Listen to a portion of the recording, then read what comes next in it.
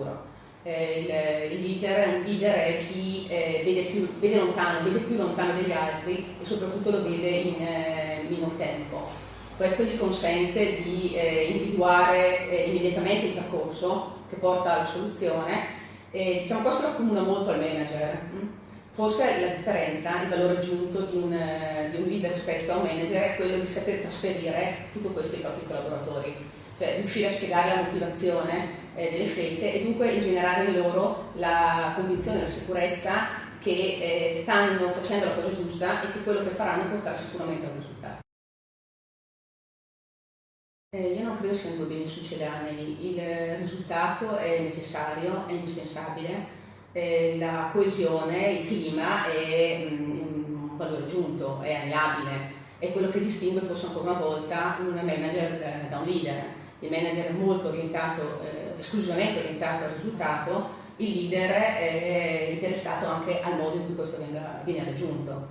Il risultato è quello che garantisce comunque la sussistenza dell'azienda. Nel mio caso, ad esempio, io ho la responsabilità economica di questa azienda e dunque io credo che la questione non sia di scegliere tra le due, ma piuttosto di sapere scientemente miscelare, bilanciare le due cose.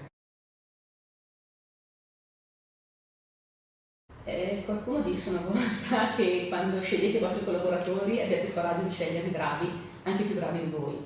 Io non ho paura di avere collaboratori bravi, mi piacciono i collaboratori bravi che abbiano anche una forte personalità, non ho problemi a confrontarmi.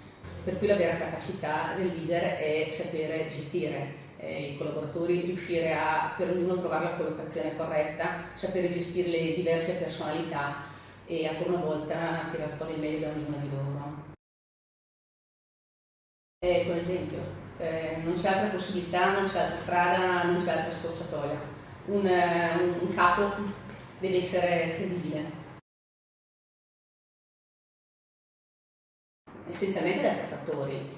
Sicuramente dalla capacità del singolo collaboratore, dalla maturità del team e anche diciamo dall'urgenza, o meglio dal tempo che si ha a disposizione per la soluzione del problema e individuare il percorso.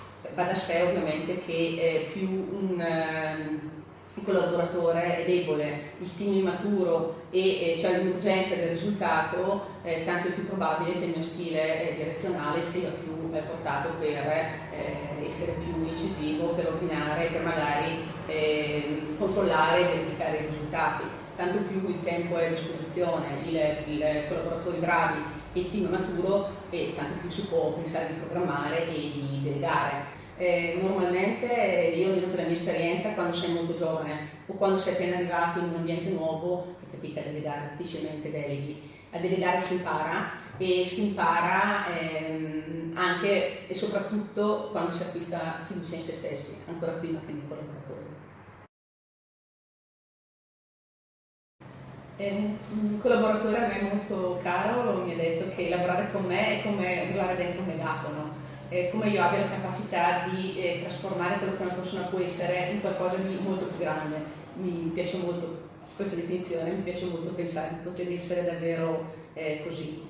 Guidare un team vuol dire che non si abbandona nessuno, vuol dire che le persone e il gruppo devono crescere all'unisono, vuol dire lavorare e far lavorare i propri collaboratori in un ambiente sereno, in un ambiente protetto.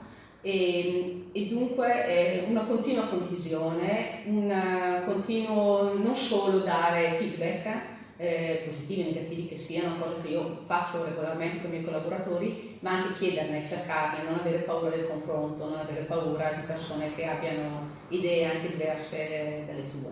Ho pensato e ho poi applicato un nuovo assetto organizzativo alla mia azienda. Praticamente abbiamo azzerato quasi totalmente, abbiamo appiattito l'organigramma, azzerato praticamente i livelli gerarchici, questo perlomeno a livello di equipe direzionale.